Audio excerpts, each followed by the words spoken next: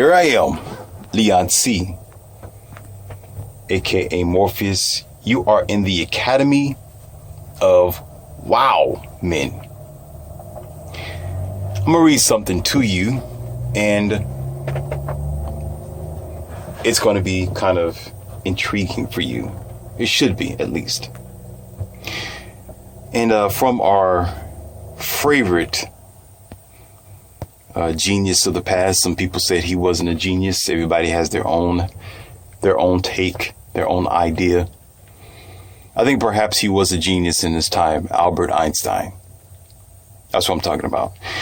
He probably was. He was probably an exception to the rule. You know, he was probably this guy who came up with good ideas that was different than other people. So it was ideas that probably worked, and it made a lot of sense. Unlike those who decide to do things unrealistically.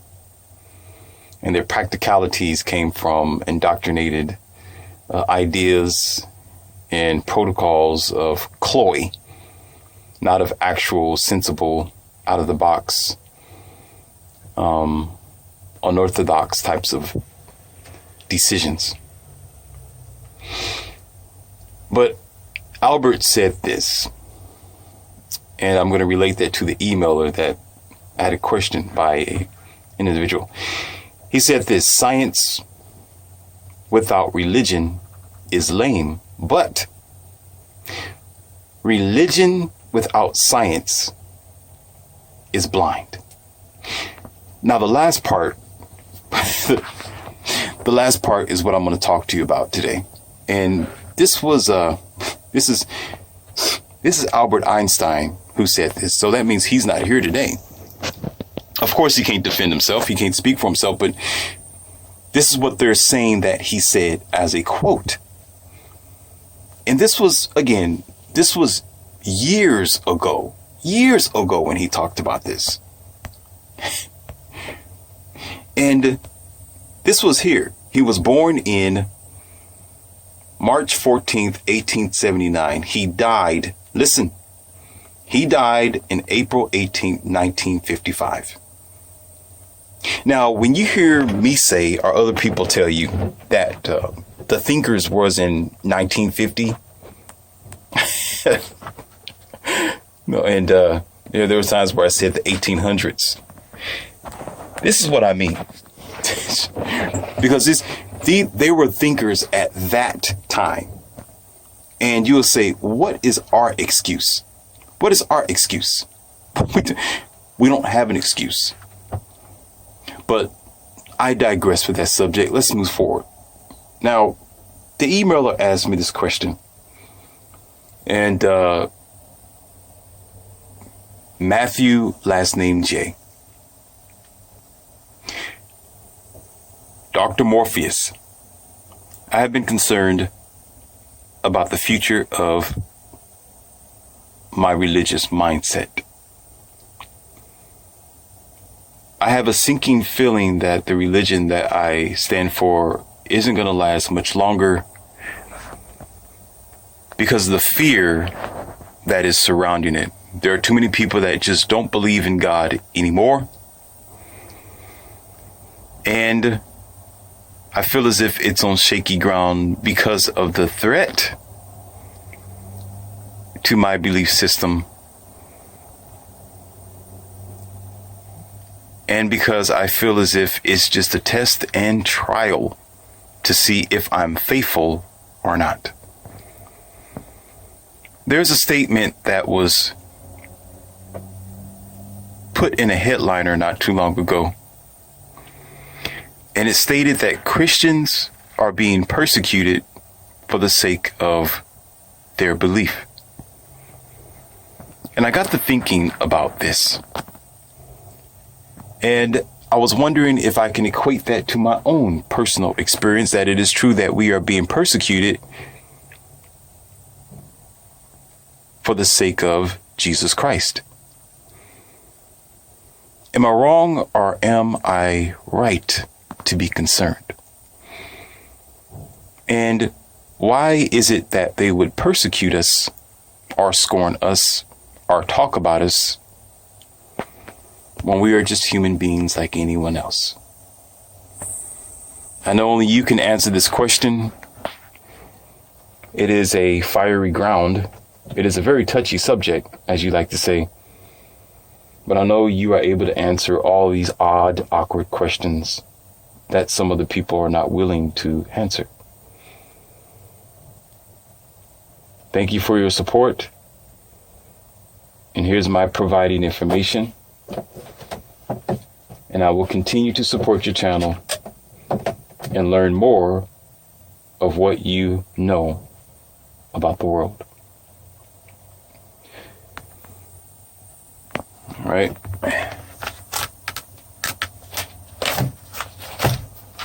I'll put that down there. Well, you heard the email. A lot of times I write it down before I give it to you, try to do word for word, because he gets this, my emailers, when they chime in, they're going to get it, because I send it to them. And then they know. And I've told you this before, that when you ask a question, it's going to be broadcast. People are going to hear it. They're going to know about it. And it is a subject, but it's been one that I've been wanting to deal with for a long time, to be honest with you. It's one that I let go because I wanted the horse to walk down to the river on its own.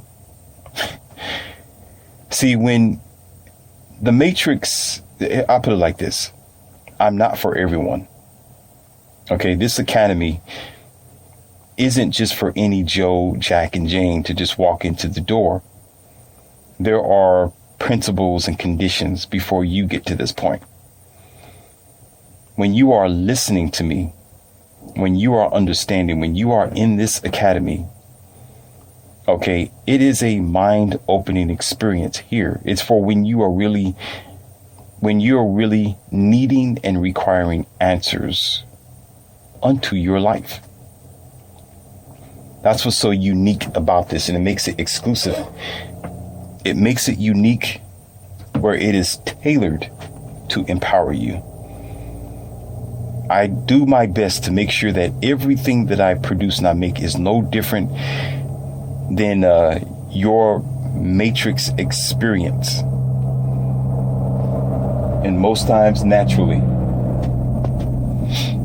Sometimes I do it. I don't even know that I'm doing it. It's just, I suppose I'm just made for this, made to teach you this way, made to be Morpheus, made to be the red pill provider in this way.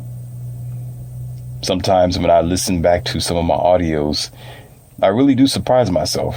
I laugh and say, I can't believe, I use the word believe just for the fun of it. I can't believe I said that. I can't believe, so how did I do that? How did it just come together so perfectly? And I do not, script anything. There's nothing script here. There's nobody here in the studio but me.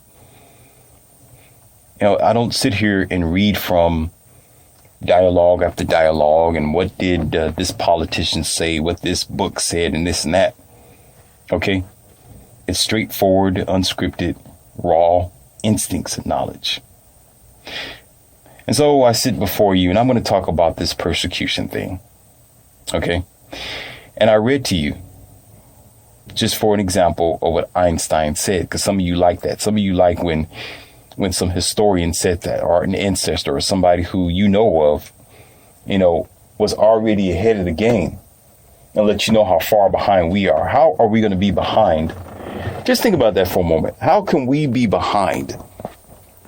And they was here before us. So that would tell you in proof and evidence of what I mean about how we have de-evolved and not evolved, where we only evolve in technology. We don't evolve with our physical human potential, in which, these things should be a no-brainer, but it's not. Okay? Because he stated something. He said, religion without science is blind. What does that mean? What is he saying when he said that? Classroom? What does he mean? He means that evidence is somewhere in science. Science, it doesn't just mean that you are in a laboratory messing with molecules, minerals, all right, and items, and you put it together. Science is in lots of things. And he also said that science without religion is lame. That means you have to look at the word religion, meaning doing something religiously, using it as a tool, using it as a basics of understanding a thing. Then, of course, you will have the second page of that, which you don't have to even say, but understand, is meaning logic, meaning sensible things that is functional, that is real, that you could really lean on and see it as air, water, trees, plant life, nature. So when my gentleman here talks about the persecution, okay, there's only two sets of people in that you can separate. Plus, you got to think about, what do you mean by persecution? You know, those past days, and I've read the news, and I saw the headliners of some of the physical attributes of persecution that probably the religious sectors in the church have endured, which that is not what I condone. I do not practice violence. I do not teach people that they should be violent towards something that they don't believe in. Okay. Or should it be a war of the religious or the indoctrinations, church by church, denomination by denomination? It should not be. Okay.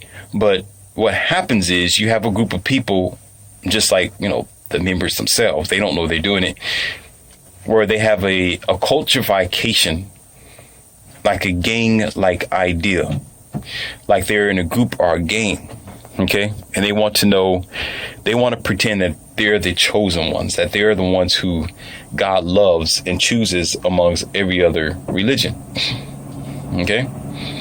And so they end up trying to assault that other religion one way or the other, whether it is verbally or sometimes physically. But usually when it comes down to a physical altercation, when it comes to religion, is only a form of ignorance and weak-mindedness. There's no need to assault someone because they believe in whatever that they believe in.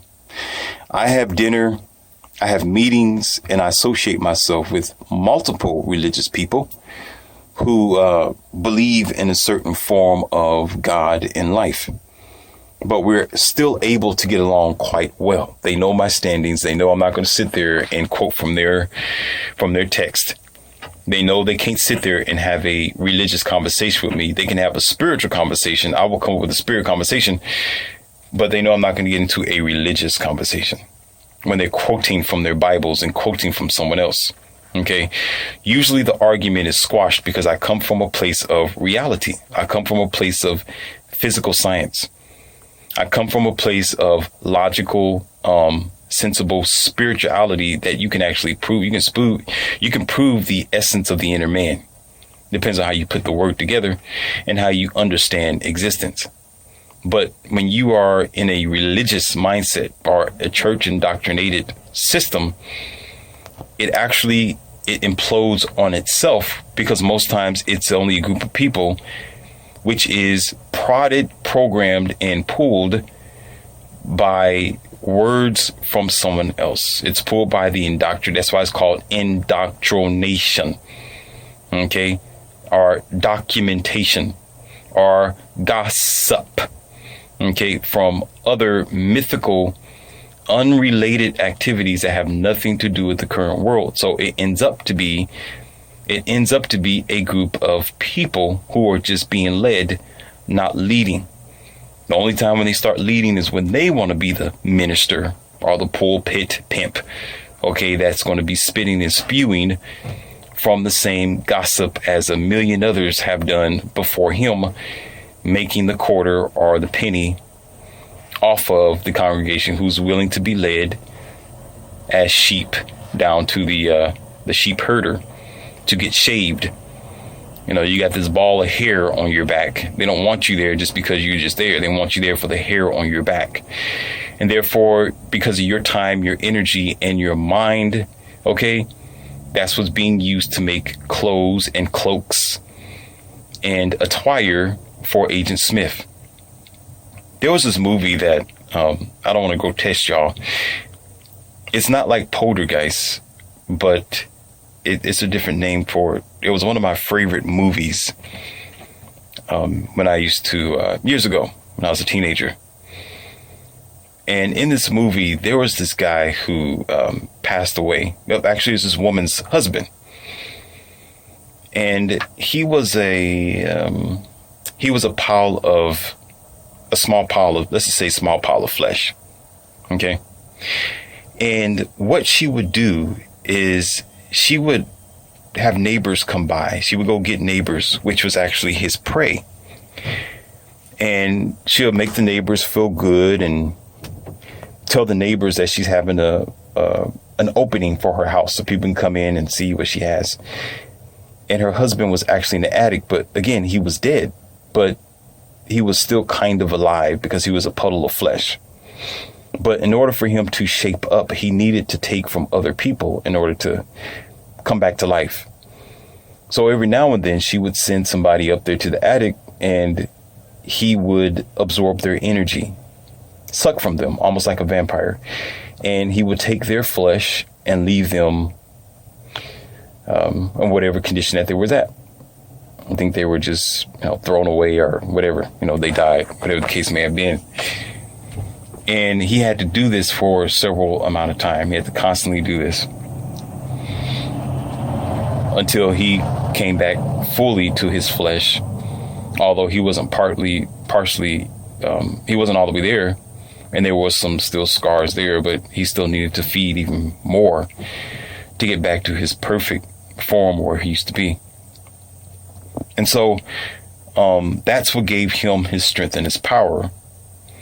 So realistically, he's still actually dead, but the flesh that he has belonged to people, belonged to innocent people, belonged to someone else, the next door neighbor, maybe her co-workers at work or whoever else, it was the flesh from other people.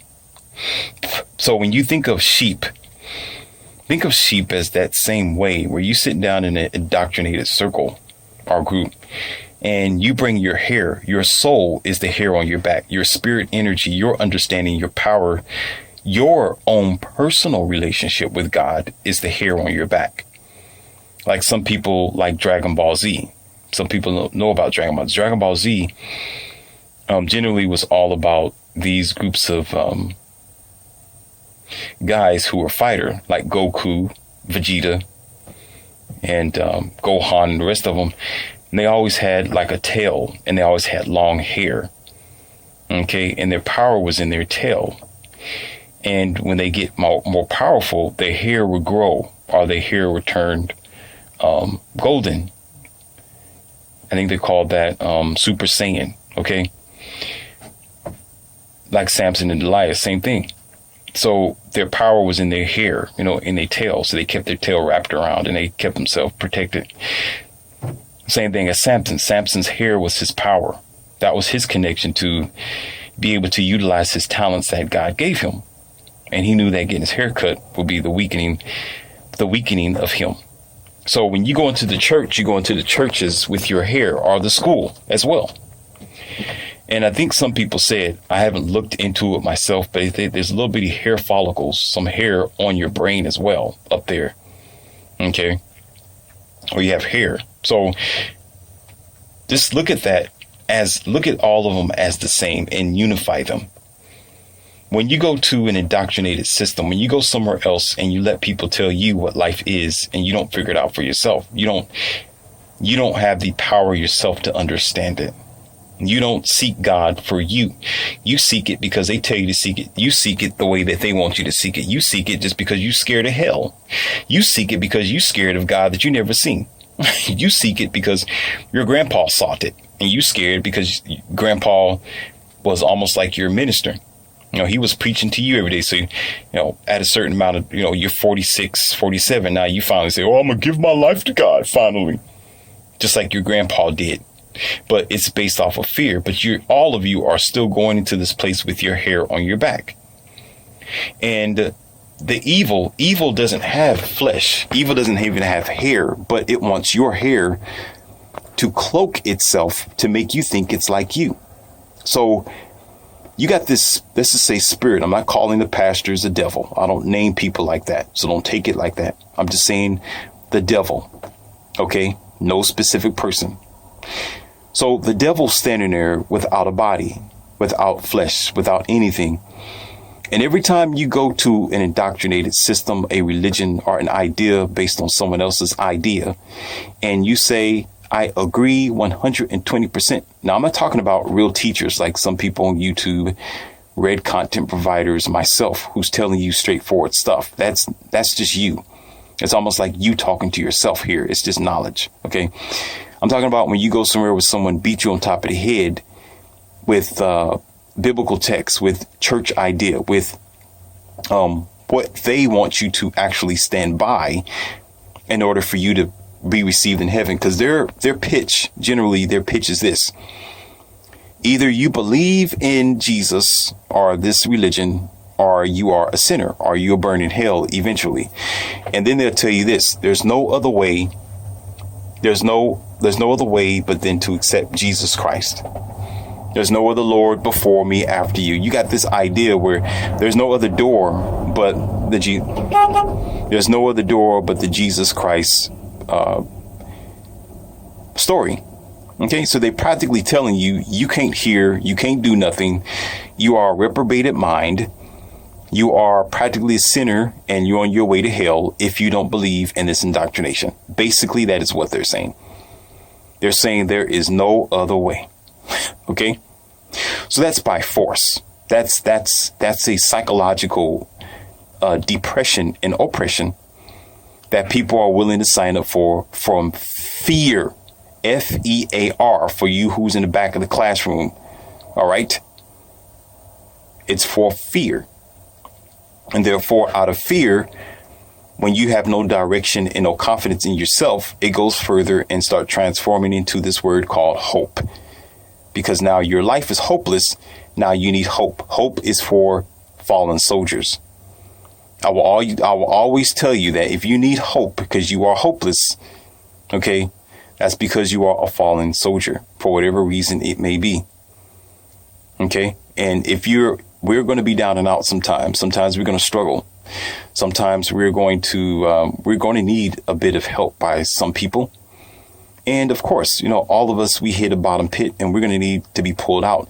But you don't want to use it the form that the churches want you to use. OK, if you want to use a form, I didn't say hope. If you want to use a form of hope in a different way, that means you have friends, you have family, you have resources, you have dependable people that can help you out. OK, are those who really care about you. But you don't want to do it in the form of church. You don't want to do it in the form of religion, because they will use your hope as a form of a weapon that's going to make you dependent on their indoctrination. OK, their hope is saying that their idea of heaven and hell, OK, is the only way. And the reason why you're hopeless is because you're not dependent on their services to bring you to that place where you need to be. They will even go as far as to say that your life will not be successful. You'll be struggling. Again, here's the word again. You'll be in a reprobated mind. OK, you're going to be cursed with the curse and all these old kind of fears that they're throwing at you. OK, should you not decide to sign up. All right. And therefore, the whole idea is to get you to get there in front of the devil. And while you are listening to them lie to you, they're shaving your skin. They're shaving the hair off of your brain. They're shaving the hair off your back. They're taking the tail off of you being Dragon Ball Z, Goku, and Vegeta, and the rest of them. OK, they're sitting there. You're putting your head as Samson in the head of Delilah. And you can say it is a Delilah thing because the church is generally, depending on where you go, is a emotional place. That's why you got your choir, you got your drums, you got your music, you got your shouting, you got emotions. Emotions without logic is silly and senseless. It has no reason. Most of it is just emotion because you hope for something, you pray for something, you shout and scream and you're crying. You go home and you still got kids to feed, bills to pay. And you still got to deal with your human flesh. And they tell you that the flesh is evil, but yet you need to feed your flesh in order to survive. That's another stupid thing altogether. Okay. Where you say, well, the flesh is evil. The lust of the flesh, the lust of the eye, and the pride of life. But yet you are in spirit form in your flesh, and your flesh is carrying around everywhere. So you mean to tell me that you're going to let your car go trashy? Okay, your flesh is a car.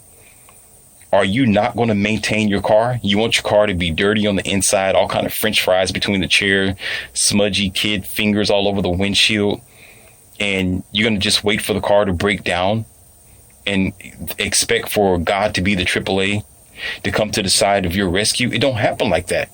You got to maintain your car. You got to go to the gym. You got to eat well. You got to jog. You got to provide a means for yourself. You got to keep your body warm during the winter. Okay, you got to keep it cool during the summer. So you do have to take care of the body, and life is a luster of its own. Nature is beautiful. What do you mean lust of the eye? A tree can be beautiful. Flowers can be beautiful. Paintings is nice to look at. That's another form of luster. Pride. They say pride. Why would you? And they use the word pride for a reason, because they're trying to get you to hate yourself, because it's not pride, which is realistic. It's called having confidence in yourself, being happy to be you. What's wrong with being you? What's wrong with appreciating the life that God gave you? Say, okay, thank you, God. I love this. I appreciate it. I'm going to do the best I can to keep it. Really? Think about that for a second. So they'll say the lust of the eye, the pride of life. What was the other one? Lust of the flesh, the lust of the eye, and the pride of life. The lust of the flesh. There we go. The lust of the flesh. Okay, in which you need in order to be intimate with someone, in which you need in order to enjoy your warm bath water, in which you need in order. Lust only means luster. Luster, the luster of something is how intriguing it is to you, how attractive it is to you, how alluring it is to you. Okay? How could you not have a luster of a body and consider yourself to bear? Do you know how terrible it would be for people to be ugly? If you go around with people who are just, pimple face, they all overweight, and, they stink and stuff like that, you get ready to donkey dunk with them to procreate, and you getting ready to go down there, all you see is spider webs. The human race will be doomed. And as a matter of fact, marriages would only last for about a year. And that's it. It will be done with. These things are a necessity to being a human being. They're not a sin against some type. No, the thing is, here's your trick. It's not a sin against humanity. It's not a sin against nature or life. It's a sin against the indoctrination. It's not a sin against God. It's a sin against the indoctrination. That's what it is. It's basically for them and their indoctrination. And if you look at it, they have every means to do so, because you're in their organization. You're in their group, you're in their church, you're in their circle, it's no different than a child who goes to a school district or a school zone or a school place. Once they go into the doors of that building, the child, but the parents have immediately signed up for the indoctrination. So you apply to the rules. They have certain rules and regulations for every group you go to. Like every religion have their own programming. They have their own set rules that are already in place, which makes the religion what it is. It makes it what it is. If it's the same as you just going home and just living your life humglum, without any rules, principles, or regulations, then of course that might be a different scenario altogether. It's a different story. But it's a religion. It's a system. It's an indoctrination. It's a programming that you must comply to. So therefore, in order to keep you in line with this programming, there has to be conditions.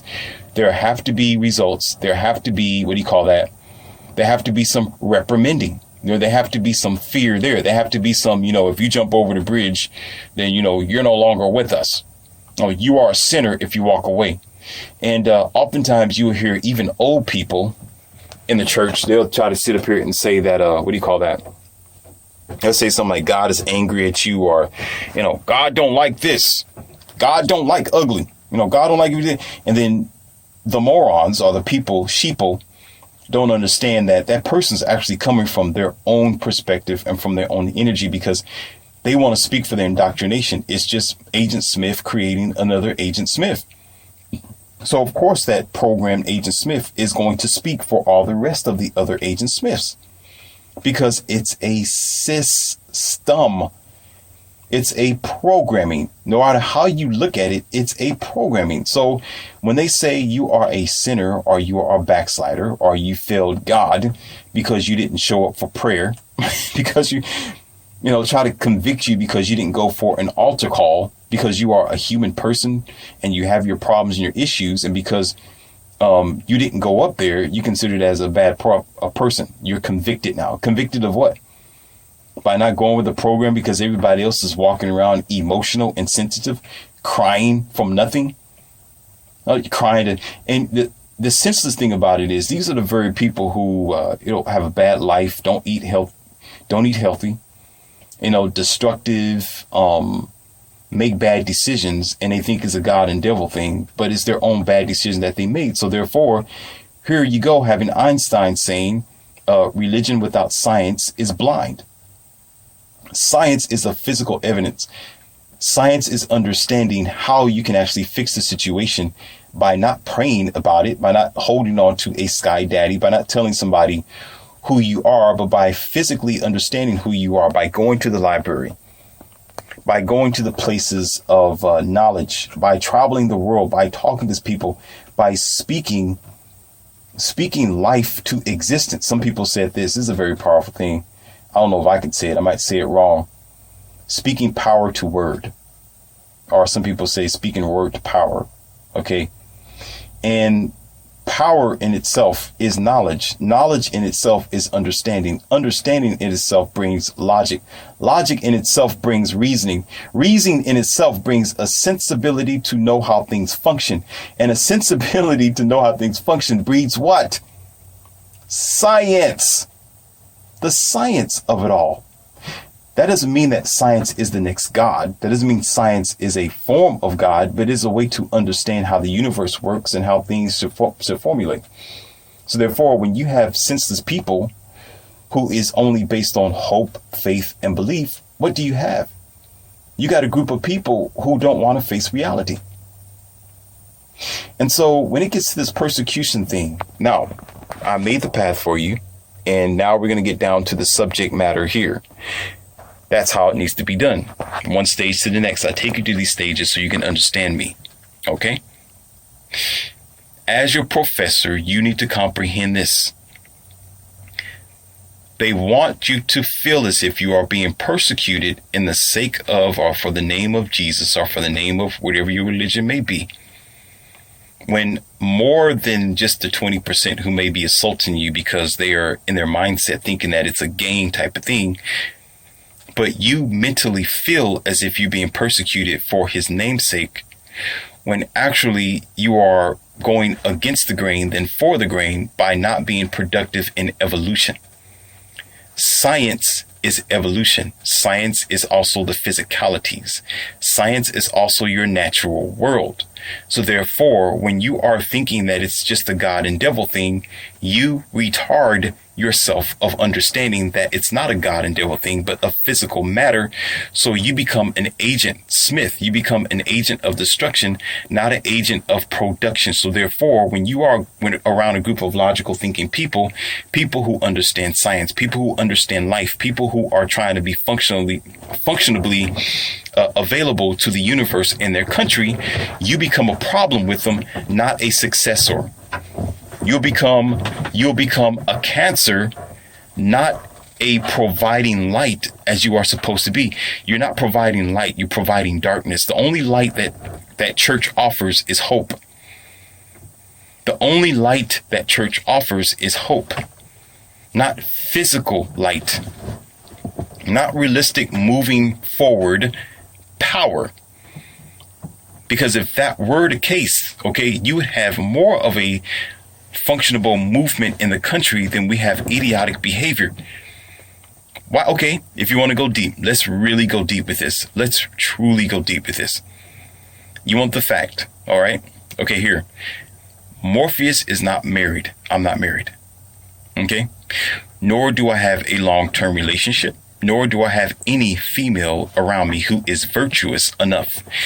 Although it sounds good, although I would not mind if she is of quality, if she is young enough, if she is sensible enough, if she has enough mind, enough logicality, enough sensibility in order to function well in a relationship as a companion. Okay, that'd be a different story. And to have sense enough to be aware about where she needs to be at in this relationship, because she's not going to be in front of me. Okay, and we're not going to be a power couple. Okay, and if we're going to be a power couple in the sense of the word, she has to be supporting as I'm supporting as well. Not be the one who's going to be lagging behind or the one who's going to try to jump ahead of me. Then we don't have a relationship, and I'm not going to be any female's pack dog. She can pack her bags and pack her own dogmatic mentality somewhere else. There's no dogs in my house. But here's the thing. 5 years ago, I was in a church, and I actually did something that I'm not embarrassed to share with you, because I care about you. So I don't mind telling you this. It's personal. Yes, I don't mind. I went past a church one day, and they had a request form sitting outside of the building. And it was like an envelope box where you put in like prayers. You can write something and you put in a prayer of what you request for God to do. Okay, for you. Just that sort of prayer if you can't get there. And I wrote on a note. I actually put it on a piece of paper like you do when you write your number down. And I said, I would like to have a virtuous wife. Not a wife as far as, well, we get to that. Anyway, just a virtuous wife. Leave out all the details. And I put it in the box. Okay? And left it there. And forgot all about it. As what they say, you pray about it, you forget about it. Flush it, forget about it. Right? So, today, I could tell you now, no virtuous woman, no wife potential, and definitely not young enough. There are plenty of old women who will come around and they start sniffing. Okay? Because they feel like, well, they know that now their rope is done. They have no more quality to offer us men. They get done jumping off of the donkey dunk train. They get done dealing with Matt, Billy, and Joe, who will run them up north, south, east coast, and spin them around. And after they're used up, then they want to come back and try to find somebody who's going to be serious and who's going to want to settle down. Okay? But unfortunately, those women don't realize they're just practically leftovers with nothing to offer. Okay? In which it's a good thing that I've begun to study from that 5-year period of how worse women have gotten and not better. That they are to the point now where they have so much attitude now. It was worse then, but now, they are really, really toxic behavior, evil. Very snappy, very short. No good conversation ever about anything that is about the future. You say, where are you finding these women out? They're here. If it's not you, it's plenty of them out here who's doing that. The majority of them are in their climate, in the right area, find them at the right time of day, and they'll take the mask off and they will reveal to you that they are not the woman that they used to be. Okay? So instead of it being providing for you, say, oh, God can do everything. Yeah, joke. Ha, ha, ha, ha. Okay, well, just basically, I'm not going to get into it because y'all know the story after that. It's just really senseless, and just talking about it makes my stomach hurt.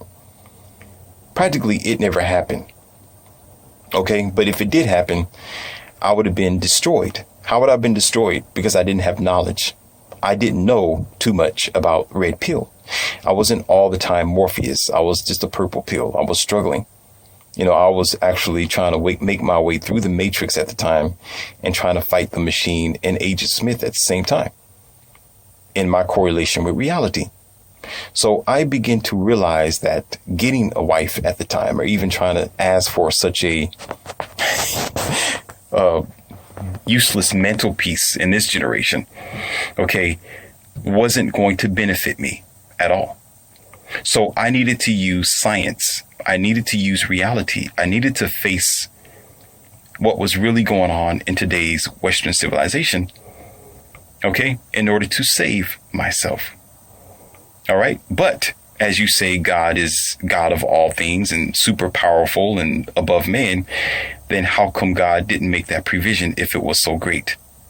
Regardless of the filthy evils that we deal with on our constant basis, regardless of the excuse may be, is there an excuse? There shouldn't be an excuse. When you say that this is an ultimate, powerful, superior God over all things, why are we giving it excuses? Why? The excuse is on us. So that means it can't do that, and it was never there to begin with. Okay, and it's senseless to even think that it would ever be a possibility if it's not going to be answered, if it's not going to be provided for in any sensible way. Because either you are or you're not. Either I am, either I'm a physical trainer and you can see me. You see me training people. You see my physical body. See, I'm all pumped up and everything. Okay, or I'm not. I'm scrawny, pathetic. Weak. I'm walking around with this t-shirt on and, I look anorexic. Okay. But are you okay, Morpheus? You look sick. The person you're training is bigger than you. They all muscular. Look at you. Like, you're supposed to be a trainer. How much of an example are you to your clients? They're looking at you like, how are you going to be a physical trainer and you're the skinny dude? Right? So therefore, when let's get back to the persecution thing. Oftentimes, you're not being persecuted for what you believe. You're being persecuted because you're not a moving force. You are still water. You're water that's not moving anywhere. And people are looking for moving water. People are looking for actual evidence. People are looking for the truth. People are looking for God. They're not looking for a man. The church gives you a man. The church give you a man's perspective. The church give you a man's feelings or a woman's feelings. The church give you emotional jargon. The church give you invincible hope. And a lot of people aren't interested in that anymore. So in their mind, you are useless. And you think that you're being persecuted. You're not. You're just an item going nowhere. Because you're a believer. You don't believe in something, you know in something. Why are you believing in something? They want to tell you that you are being persecuted for gesture's sake. So you will be confident in thinking that your suffering is because of you suffering for gesture. When most times, again, you're suffering from ignorance. You're suffering from a lack of thinking. You're suffering because you're not reading books. You're suffering because you don't know life yet. You're suffering because you don't have... There is this... I seen it this morning, actually. And I'm going to leave this here as a kicker, and I'm going to get off of this audio. I was driving on the highway, and I seen billows of smoke in the distance. It was puffing all over the place, like, what's going on here, right? And as I got closer, I saw this I saw this car on the side of the road. It was on fire, like just really barely on fire. They couldn't get near it, but they had to spray it from a distance, but they couldn't get near it because it could explode or something like that, with the fuel and every other type of parts that might be in it. And come to find out later on, and in the future, well, later on that afternoon, the car had a mechanical problem that the owner ignored the whole time. They ignored the mechanical problem, and this person began to speak in on the news. They said, well, if it wasn't for the grace of God, and God saved me, and Yeah, I just, getting back and forth to work, that's my only transportation. But, at least I got my life, but I think it's a form of persecution. I just think everything is happening is for the name of God. Everything is happening is for the name of, the name of Jesus. And, it's just like these things happen. I just have to keep on praying. I just got to keep on praying. And it was beyond laughable. Beyond sense. It's just beyond what I could speak, because it wasn't all that what they were talking about. It was just simply their ignorance. It was just simply them not maintaining their vehicle, taking it to the shop and doing what needed to be done. It was simply a point of them being uneducated of their situation. It had nothing to do with their religion or their belief. It had nothing to do with God. It was all them and their demise and their design. So basically the breakdown is this. Is the reason why they say, and they program your mind, they give you a sense of you thinking that you're being persecuted in the name of your religion or for the sake of what you believe in, is so you can think that you are being held at the throttle. You're being held underneath fire for the sake of that belief or for the sake of whoever your God concept may be, and not simply because of your logic, not simply because of your lack of intelligence, not simply because you made bad decisions, not simply because you're just not educated enough to deal with reality. So therefore, when you make bad decisions in whatever belief system that you're in or religion, the first thing you'll think is it's God chastising you, or it's the devil trying to beat you down and get rid of your religion, or trying to go against you. Okay, when it's just you. It's just you at the end of the day. When everything is said and done, it has nothing to do with God or the devil. It's just you. Your church will tell you from dusk to dawn that you are to be persecuted right along with Jesus. That's what they want you to believe. They'll say, oh, because you are living by the namesake of Jesus, or your religions, not in plural, and not in singular, but in plural, religions. I'm not leaving nobody out because I study them. It's just the same. Okay, on the basic scale, when you look at the religions and you do your research on them, they usually have the same story. It's the same idea, but just twisted based on culture, because religion comes with culture. Culture comes with religion. Most times when you see the religion, look at the culture, it's just the same. It's still the human or the person or the gender or the culturification of the person attributing their attributes, their mentality, their emotions to God. So therefore, instead of the religion changing the person changed the religion in the image of the person. Did you hear what I just said? Instead of it being the religion or whatever that they believe in, if it was true and not gossip or something that was indoctrinated, if it was true, it will be, okay, how about this? It will be God changing the people, not the people changing God to be in the likeness of the people. Okay, if you don't understand that, as a professor, I can't help you, and you need to leave my classroom. So therefore, they are willingly signing up for a program, not only for self-ignorance, but ignorance that go further. Persecution is a key word that they want to use. This is the same as they use a word called sin. You got to watch the words that they use. They use key words in your biblical text, and definitely your pastors, because remember I told you they have to go to school for these things. They go through their indoctrinated campsites in order to learn how to indoctrinate you on the very basic scale, and a lot of them would do that to put pennies and quarters in their pocket. So they learn how to use key words that you quickly overlook. They use words that you will attribute to something that may be evil and grand. A sensible individual would not use a word called persecution. It will be misunderstanding. When somebody is talking about a YouTube provider, or somebody's talking about an actor, or if a person's talking about anybody in any type of way, usually it's a misunderstanding or a false accusation. They won't use the word called persecution. There's plenty of scrutiny. There's plenty of, positive criticism. And there's plenty of critics. There's plenty of people with their opinion. That doesn't mean that they are persecuting you. That doesn't mean that they are attacking you. Now, attack is another word that they have learned how to use here in the Westernized civilization. They use attack as into a big, because it comes out as a big word in the mind of a lot of sheep.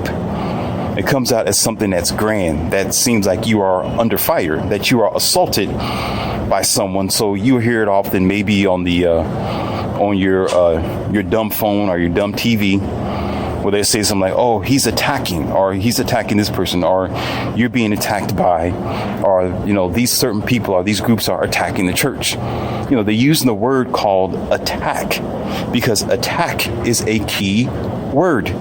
Because the average person, when they hear attack in your psychological mind, your subconsciousness, what you end up hearing is not the word attack. You will hear the word fight or flight. This is how you end up being offended when somebody is giving you positive criticism, because you're being programmed in your country and on broadband TV and on your dumb phone talking about attack. And so, oh, he's attacking me, or he's attacking my, my personality. He's attacking my my show, or my position is being attacked, whatever it may be. So you're thinking of attack equates to what? What does attack equates to? Assault. Assault. And you're not even physically assaulted by a person, just verbally criticized or verbally into a debatatory situation where somebody really generally just don't misunderstand you. This is why we have a lot of the struggles between personalities and people, because of the words that they use. It transforms their thinking.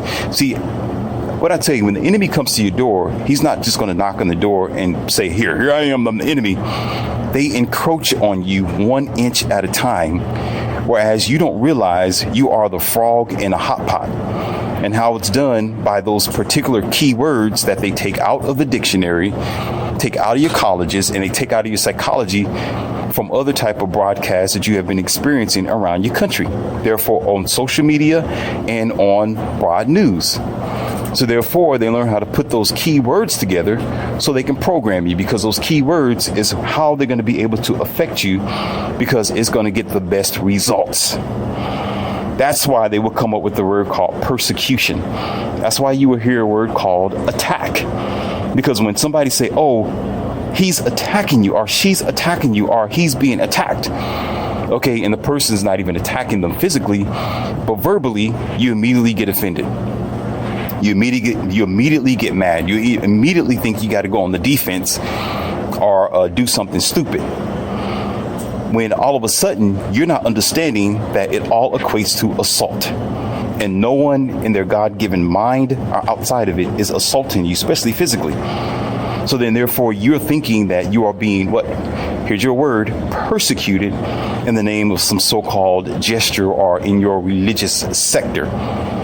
How can you be persecuted if you know that you're doing something right? And if you understand that it's by misunderstanding, then why would you worry about a dog not being able to understand a cat, or a bird not being able to understand a hippopotamus? Okay, when you simply need to, by your religious sectors, I'm pretty sure even the pastors will agree that is based on a misunderstanding. It's based on talking it out. It's based on understanding the context and the contents of which the lesson is being broadcast, or what's being given or taken away. All right? You just have these childish people who are willing to be puppets of their generation. They're willing to be sheep of their own lack of intelligence and failures, where they will look at persecution, they will look at the word attack, they look at the word I guess it would be attack, assault, okay, as a form of them actually being physically abused, them actually being in some sort of danger, them actually being looked down upon, their personality being smashed and being separated. Okay? So therefore, you end up, or that particular person who's considered as a religious person, who may be at a form in their life where they're thinking that everything is coming at them because God is disapproving of their action. And not only God is disapproving of their action, that people are disapproving of them because of what they believe. Okay, then they have a lack of thinking. You got a lack of self and a lack of reality, and it continues to be produced. It goes along and it continues to extend through the years, as long as you keep going along with the indoctrination and don't study what the indoctrination is. So the best thing it will be to do for any individual, instead of thinking about people attacking you, why don't you think about what you are thinking about? Think about what you are believing in. Think about, see, I know I keep jumping like that, but that's how I teach. You know, because I got a very fast mind. There's a lot of information. You know, if you don't catch up to it, you know, slow people aren't in my class. Okay, you know, the slow people aren't in my room. You know, you can't come to my academy being slow. You got to be a fast thinker. Okay. So getting back at it, the part of the persecution is what I was saying, is generally based on a people themselves who aren't willing to self-reflect on themselves. If you feel as if you're being attacked about what you think you believe in, why don't you check out what you believe in? So it actually extends to the point where in the psychological atmosphere of this particular person, they will think generally that they are 110% right at what they believe. So therefore, they don't want anybody to come and question them while they're in their comfort zone. They don't want anybody to come and tell them anything differently about their Jesus or their religion or the Catholic or whatever that they think is life and death. Because nobody wants to play the fool. Nobody wants to feel like if that they have been blindfolded for 30 years, 40 years, 50 years. People don't want to find the light that way. They don't want to feel like they have been misled all this time. So therefore, when a person comes along and tells them that what they believe in, what their religion is wrong, they get upset about it because they don't want to be uncomfortable. To put their indoctrination down and to stop believing in mythical gossip is too difficult for them, because all their life they've been living off of hope and false expectation. Hope and false expectation, and not reality. Things that can't be proven, things that are just basically mythical and nothing but functions based on human being activity, created in the form of a religious indoctrination, which is nothing but humans trying to put God in their form. Again, if you forgot what I said, God made man, man turned around and made God in man's image, at the same time killed God. Okay, for the retarded, okay, God made man, man turned around and killed God and made God in man's image. Now all you are listening, learning, understanding, and configuring your life around is man perception. That's human perception, human story, human mythical idea, human emotions, human feelings, human understanding of life and death. So therefore, there are some people that goes beyond that, like myself and others. There are people, even atheists. Some of the atheists have figured this out a long time ago. This is why they go by science. They go by reality. They go by logic. And they're sensible people because they don't want to be lied to. They go by things that they can function with, things that they comprehend. Okay, so therefore, they're not going to be deceived. They're not going to be this person who's holding on to myth or hope, or the expectation that was made up by a pastor and an indoctrination that wants you to stay stuck in it by fear. So therefore, if you think you're 100% accurate, oftentimes it's best to self-reflect yourself. It's like when you're at the party and you're the odd man out and everybody don't want to dance with you, nobody want to talk to you, nobody's giving you a wine glass or anything like that, nobody's introducing you or bringing you to the table, it will be best for you to figure out why. What you do is you just figure out how to socialize with them and try to figure out why they're not socializing with you. If everybody's holding their nose and they're putting their hands up around you, or they trying to look away from you, then it's best for you to go in the bathroom and make sure that your breath don't stink, that you don't stink, that you don't have guacamole on your face, or you're not standing there looking like some serial killer. Okay, that will be best to do. It's ignorance. It goes against yourself, and it's self-destructive for you to say that you are 100% right and you can't take positive criticism and you don't want to evaluate what you think is right, okay, and think that you're on the right path. As a professor and a teacher, I'm always crossing my T's and dotting my I's. Before I put these audios out here, I double check them. Sometimes I have to listen to them over and over again to make sure that I'm giving the right information. Oftentimes I sit there and I calculate my words to make sure that I know what I'm saying. All right. And I listen to people. I go around and I travel and I get opinions from everybody else. Okay. So that way, if I'm wrong, I will redo it. If I don't know what I'm talking about, I won't talk about it. Okay. If there's a word that's a misunderstanding, I will pull it out to bring clarity to you in this Academy of Wildmen. So why would I sit up here and say that you standing there saying that because somebody come to question you, you feel like if they're wrong? No, the person is wrong is you. And if somebody feels like you are wrong, then what happens is, and you know that you're right, all you have is a debate. You don't have a persecution or an attack. Whenever a person or individual feel as if they're being attacked or persecuted, somewhere along the line, they don't truly believe in what they believe in.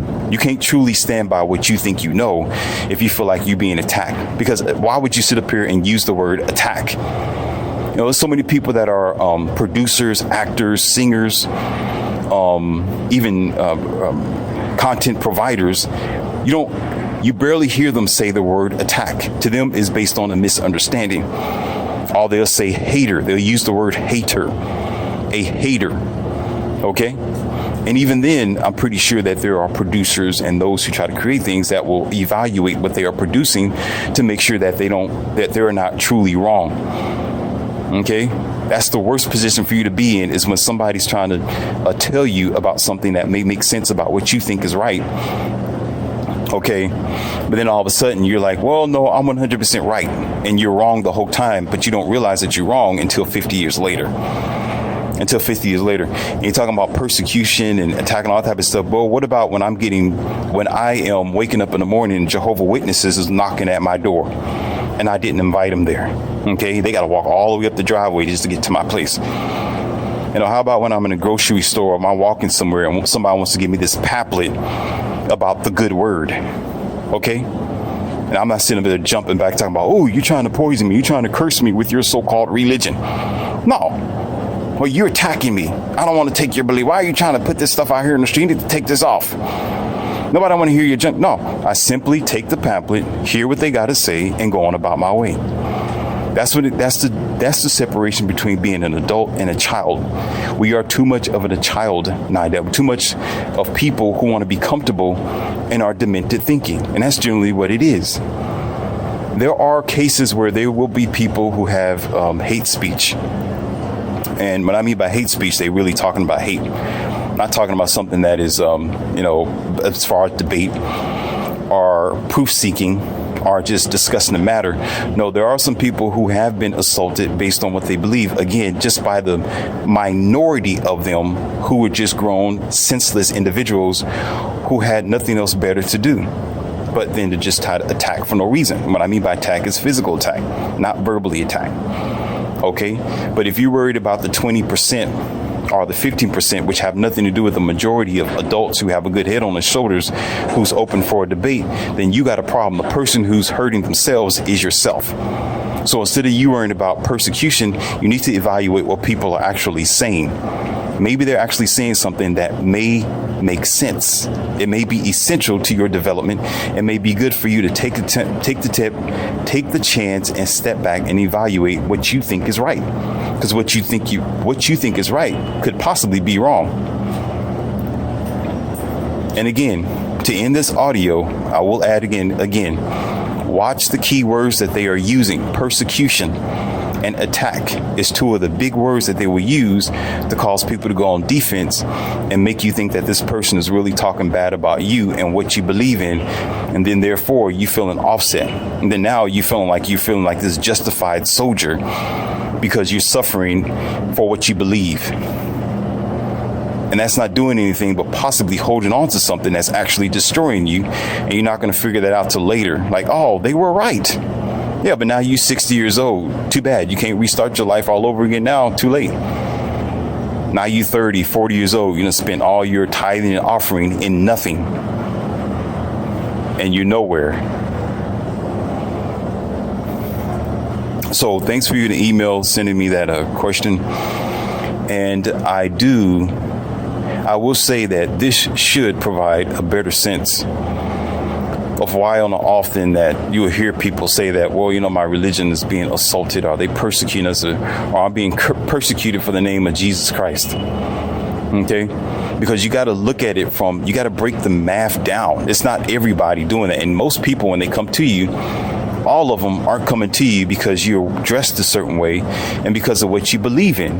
Part of them is because several of them are children, and the other half of them aren't really assaulting you. They just pretty much, all they're doing is probably positively giving you some positive criticism to want to debate you on what you think you believe. So when you get defended or you get offended about that, that only means you're not ready to stand by what you really believe. That means you really don't know what you know. Because if you're 110% accurate about something and you are secure, you wouldn't have no problem standing up to the challenge. You have no problem standing up to the debate.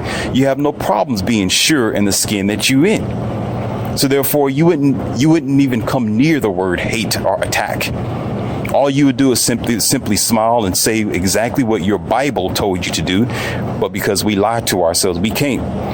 And just say, well, they simply know not what they do. Remember that? Sometimes you have a hard time understanding that. You remember when Jester was on the cross, and before he passed away, he said, Father, forgive them, for they know not what they do. Okay, if a lot of you were saying that, okay, then you wouldn't come up with this idea of, oh, they're persecuting me for the name of God. No, that means you're unsure. And that means you don't know what you're doing. So therefore, you hurt yourself. And the reality of it is, you don't do the evaluation on what you are standing on. You got to figure out where you're standing. If everybody's driving past you, they're on boats, planes, canoes, trucks, and everybody's saying, come on, let's keep on going. Let's go. Come on. And you just standing there on this hill and saying, oh, I'm just going to wait for God. I'm going to wait for the rapture. And I'm going to wait for Jester to come and save us from this country, to come and save us from this dumb, ignorant, backwards, degraded human lifestyle. You just standing there and everybody's moving and you're saying, and then somebody pushes you a little bit or somebody's trying to tug you. So you're just like, that, stop grabbing me. You're trying to assault me. No, they're trying to persecute me. Then actually some people are driving past and they throw a water piece of paper at you, something like that. Look at that moron over there. Look at that idiot. And all of a sudden you're thinking, dang, they're trying to persecute me. They're persecuting me for what I believe. When God-given common sense, if God ever gave common sense, but we wiped that away because we destroyed God a long time ago, again, to put that kind of sense in our own human sense. That's why we are senseless. Kind of butcher that up, but you understand what I mean. Okay, so therefore we'll stand there and not realize people are trying to get our attention to evolve and to move forward. But you want to stand there on that rock that you consider, oh, he's a solid rock of all ages. Okay, and do the same thing that the rest of our ancestors and those who came before us have done, and wait until the casket drop before you make a change. Because salvation will never come, because salvation is in knowledge.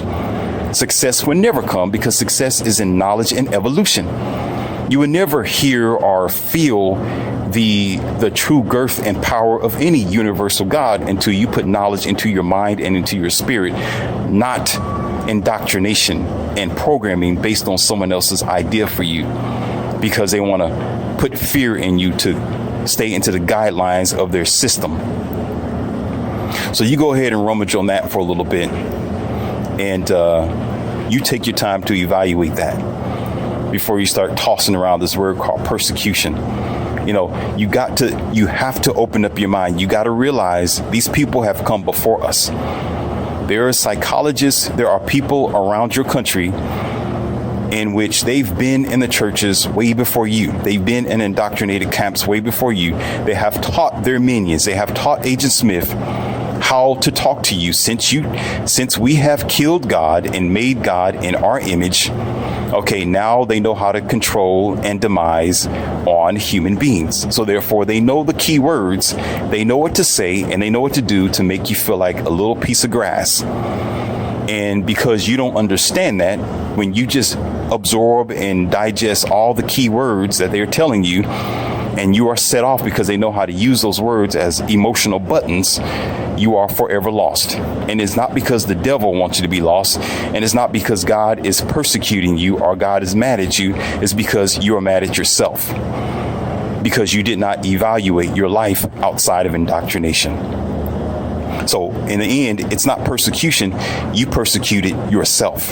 You executed yourself. That's the word.